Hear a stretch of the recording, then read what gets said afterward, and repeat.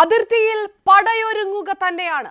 വ്യോമത്താവളങ്ങളിലേക്ക് India യുദ്ധവിമാനങ്ങൾ എത്തിക്കുന്നു. അറബിക്കടലിൽ പടക്കപ്പലുകൾ വിന്യസിക്കുന്നു. ലോകരാജ്യങ്ങളുടെ പിന്തുണ ഉറപ്പാക്കുന്നു.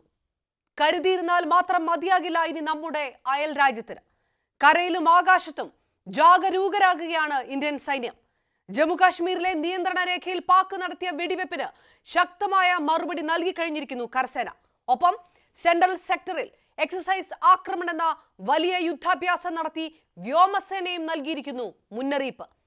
പഞ്ചാബിലെ അംബാലയിലും പശ്ചിമ ബംഗാളിലെ ഹാഷിമാരയിലും വ്യോമസേന 2 റാഫേൽ സ്ക്വാഡ്രണുകളെ വിന്യസിക്കുകയും ചെയ്തിരിക്കുന്നു.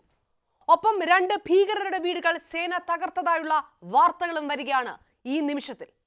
വ്യക്തമാണ്, പാകിസ്ഥാൻ സൈനിക നയതന്ത്രജ്ഞരെ പുറത്താക്കലും 6 ദശാബ്ദത്തിലേറെ പഴക്കമുള്ള സിന്ധു നദീജല കരാർ റദ്ദാക്കലും അട്ടാരിയിലെ ഇന്റഗ്രേറ്റഡ് ചെക്ക് പോസ്റ്റ് അടച്ചുപൂട്ടലും കൊണ്ട് മാത്രം തീരുകയില്ല ഇന്ത്യയുടെ തിരിച്ചടി. റഫാൽ സുഖോയ് യുദ്ധവിമാനങ്ങൾ അതിർത്തിയിലേക്ക് എത്തിക്കുകയാണ് രാജ്യം.